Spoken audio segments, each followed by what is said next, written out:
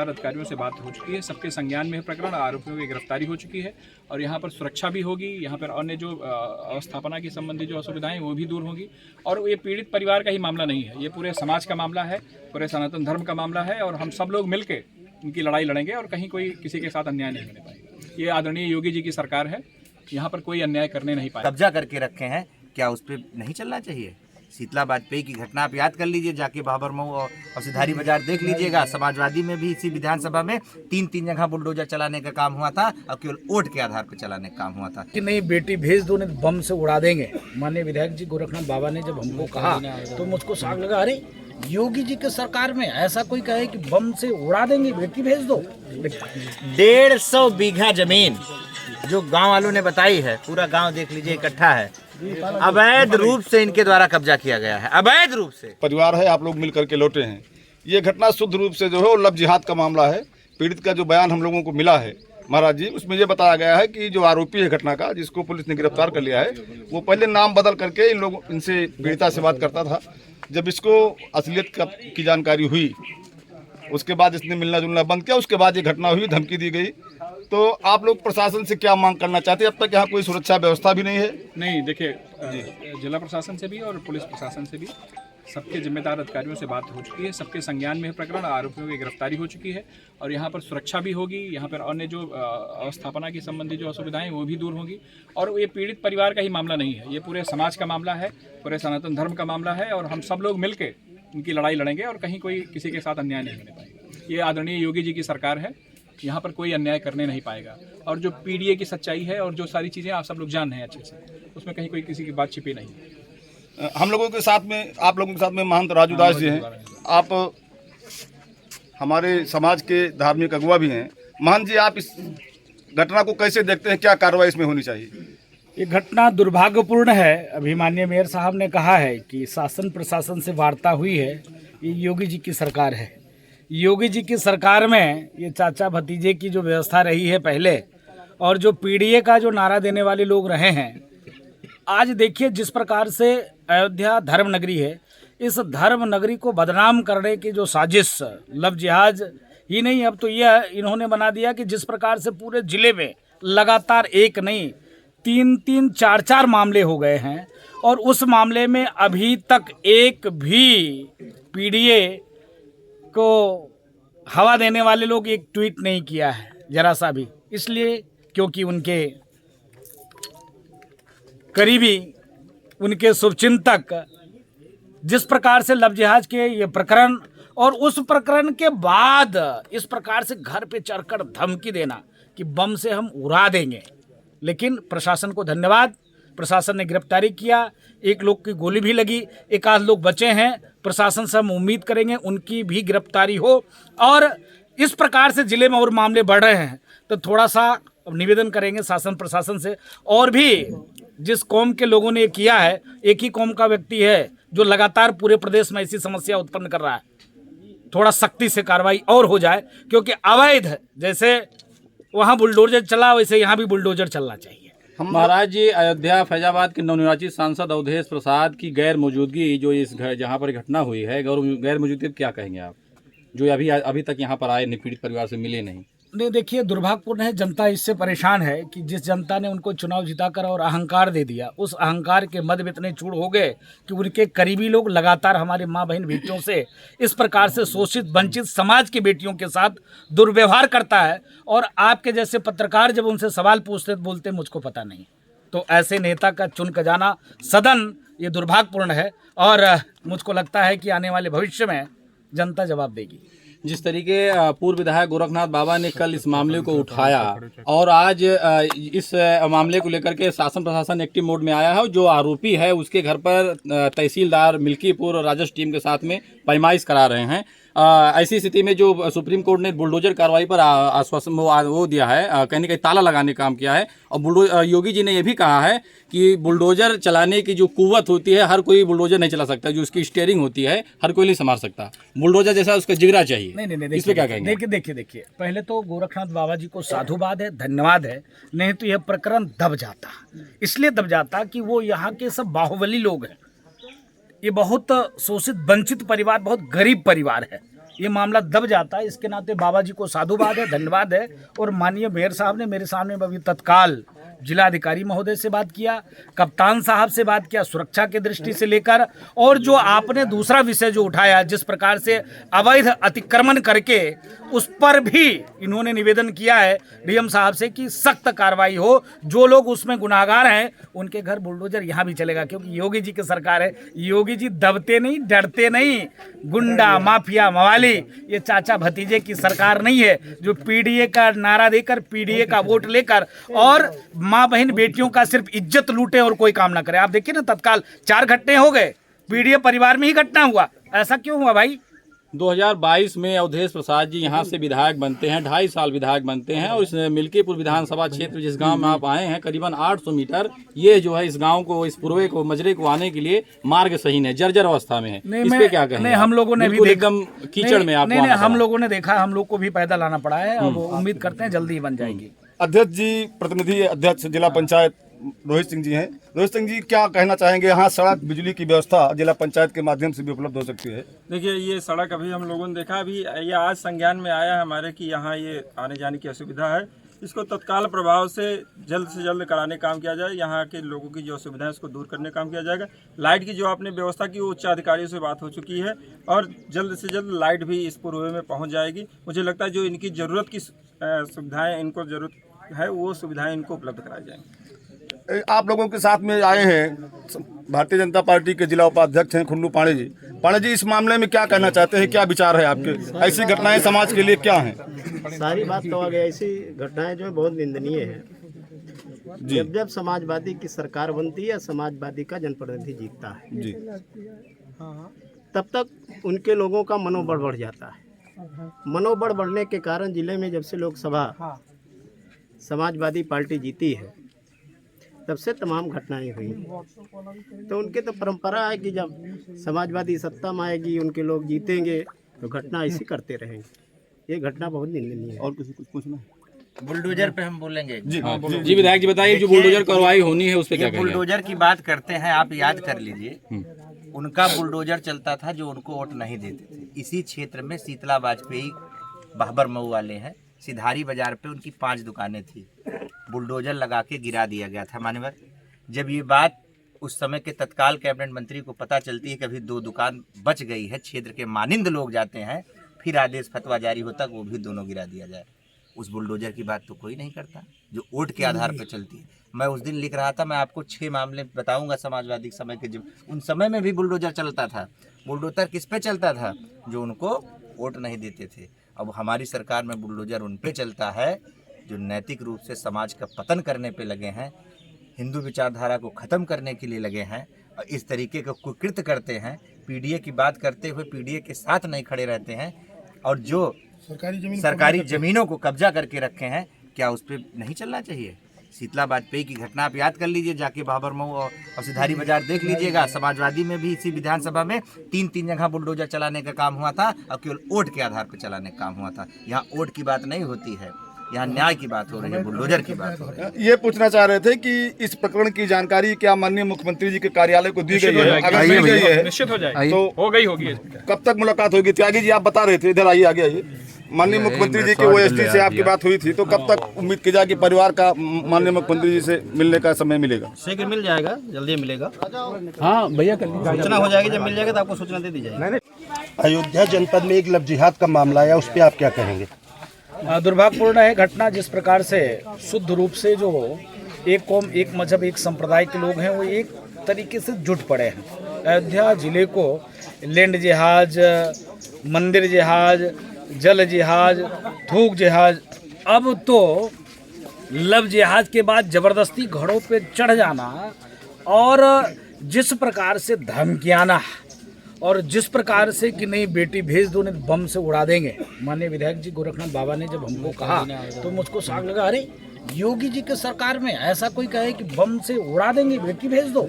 लेकिन आभार है इनको, ये मामला दब जाती, इन्होंने उठाया और उठाया तो जाकर आज पीड़ित परिवार को न्याय मिल पा रहा है। एक गिरफ्तारी, एक लोगों के पैर में गोली, और मुझको लगता और भी जो लोग बैक देने वाले उसको हैं उसकी भी गिरफ्तारी होगी। वो पीड़ित परिवार को जहां तक बात की जाए तो फोन द्वारा धमकी दी जा रही है और अभी तक कोई भी प्रशासन द्वारा सुरक्षा मुहैया नहीं कराई गई, इस पर क्या कहेंगे आप? इस चीज़ को लेकर अभी माननीय विधायक जी गोरखनाथ बाबा के सामने अयोध्या मेयर साहब ने मेरे सामने में कप्तान साहब से बात किया, मेरे सामने में डीएम साहब से बात किया। दो जो गंभीर विषय है कि वो शुद्ध रूप से वो लोग गुंडे टाइप के हैं, तो सुरक्षा व्यवस्था मुहैया कराने के लिए उन्होंने कहा है। मुझको लगता हो जाएगी क्योंकि योगी जी की सरकार है। वो आरोपी के पास जो है वो अवैध जो जमीनें हैं ये सुनने में आ रहा है काफी ज्यादा मात्रा में है, उस पे आप क्या कहना चाहेंगे? देखिए मैं निवेदन करूंगा माननीय डीएम साहब से और जिला प्रशासन से कि बुलडोजर चलना चाहिए और अतिक्रमण मुक्त होना चाहिए, क्योंकि ऐसे लोग जो समाज में इस प्रकार से शोषित वंचित के ऊपर नजर गराकर और बहन बेटियों की इज्जत लूट रहे हैं, तो मुझको लगता है कि जो पीडीए के नाम के नारा देने वाले एक ट्वीट माननीय अखिलेशुद्दीन जी का नहीं आया है। एक ट्वीट कर दें, एक ट्वीट नहीं आया, दुर्भाग्यपूर्ण है। और आरोपियों के हौसले इस तरह, आरोपियों के जो हौसले किस तरह बुलंद हैं कि गांव में घुस के और बम से उड़ाने की धमकी दी जा रही है, खुलेआम धमकी दी जा रही अयोध्या जनपद में, इस पर आप क्या कहेंगे? नहीं, ये तो गंभीर विषय है ना। इसी विषय को लेकर गोरखनाथ बाबा जी ने जब बताया तो लगा करे योगी जी की सरकार में कोई ऐसे कह दे, तब जाकर पैर में गोली लगी है। और मैं उम्मीद करता हूं कि जो लोग हैं उनकी गिरफ्तारी होगी। और इस प्रकार से जो गंदे कृत्य करने वाले हैं एक कौम के ही लोग हैं, लगातार ऐसे कार्य कर रहे हैं, तो मुझको लगता है कि जो अपराध है अयोध्या में, ये जो दुष्कर्म का अपराध है, ये तीसरा अपराध अयोध्या रामनगरी में आया है। और पीडीए, इससे पहले अगर बदरसा की आप बात करें तो वहाँ पे जो मौजूदा सांसद है अवधेश प्रसाद जी ने कहा था कि मैं अपराधी को नहीं जानता हूँ, और अभी तक 24 घंटे हो गए पीडीए यहाँ पे नहीं आई है और पीड़िता की कोई भी हालचाल नहीं ली, इस पे आप क्या कहेंगे? नहीं, दुर्भाग्यपूर्ण है जिस प्रकार से माननीय वर्तमान के सांसद महोदय ने कहा। आपके पत्रकारों ने जब पूछा तो उन्होंने कहा मैं जानता ही नहीं हूँ कौन है, कि भाजपा द्वारा साजिश है। दुर्भाग्यपूर्ण है जो व्यक्ति यहाँ पर 9 बार विधायक रहा हो, उसके क्षेत्र में ऐसे घटना होता है, वर्तमान सांसद हो, उसको तो तत्काल पहले आना चाहिए था, क्योंकि वो पीडीए की बात करते हैं और पहले उनको आकर उस परिवार को न्याय दिलाने का कार्य करना चाहिए। इसके नाते ये दुर्भाग्यपूर्ण है, कार्रवाई होनी चाहिए। धन्यवाद। महाराज जी एक छोटा सा क्वेश्चन।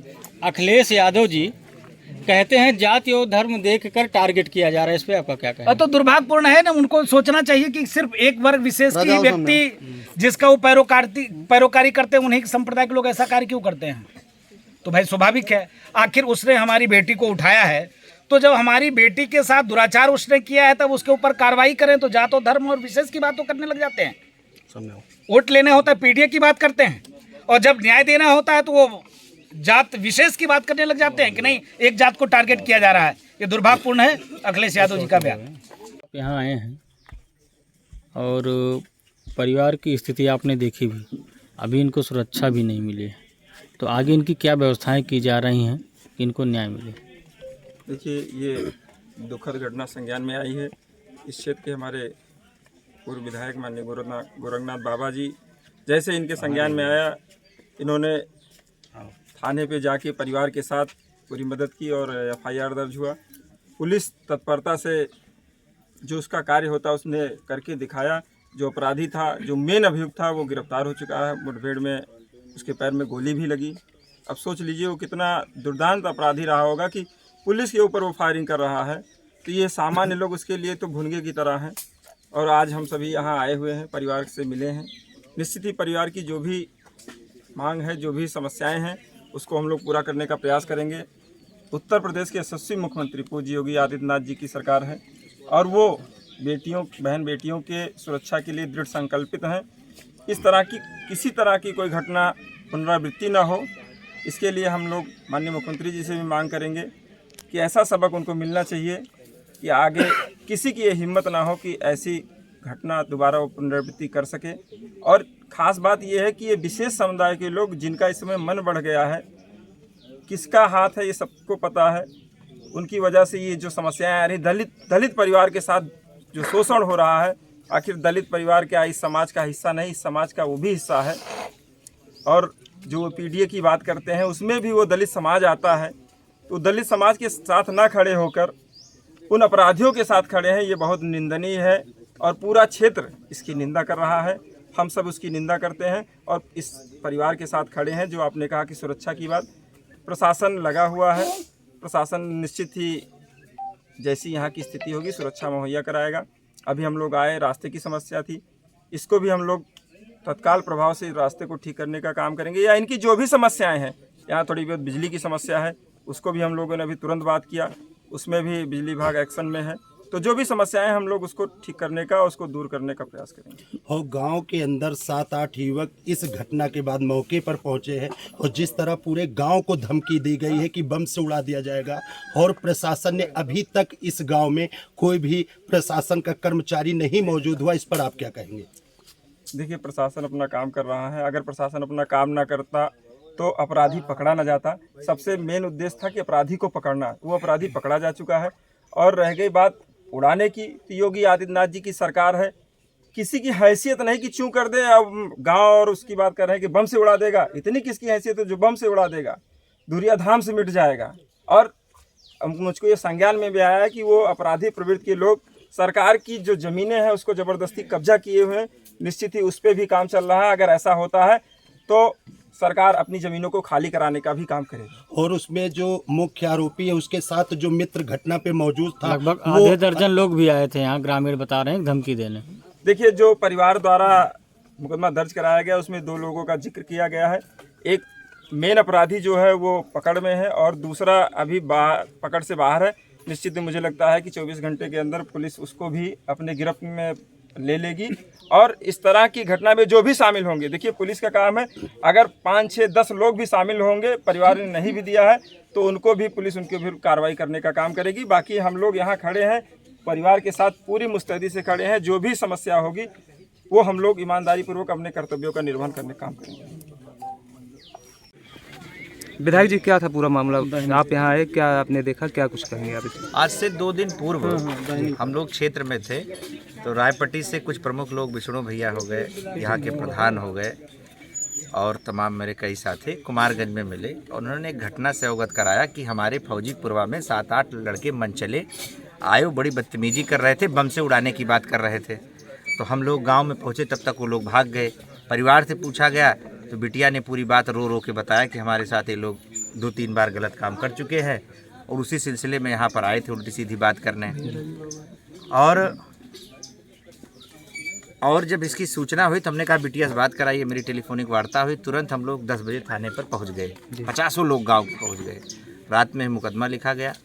हम लोग कल भी आए, कल सारे अधिकारियों से बात हुई, वार्ता हुई। उस क्रम में कल पुलिस ने बड़ा एक्शन लिया। उसको जब पकड़ने गई तो वो लोग भगे और पुलिस पे ही उल्टा फायरिंग कर दिया। ऐसे दुर्दांत के खिलाफ फिर पुलिस ने कार्रवाई की। जवाबी कार्रवाई में पुलिस को भी खरोंचे आई हैं, गोली के कुछ छर्रे इधर उधर हुए हैं और उसको भी गोली लगी है। और विधायक जी, जो ये पता चल रहा है कि आरोपी के पास अवैध संपत्ति जो है वो काफ़ी ज़्यादा मात्रा में है, उस पर क्या एक्शन होगा? तकरीबन गांव की तरफ से अभी हमको जो ये मिला है एप्लीकेशन, ये देख सकते हैं, 2 गाटा 1539, 1540, 150 बीघा जमीन जो गांव वालों ने बताई है। पूरा गांव देख लीजिए, इकट्ठा है।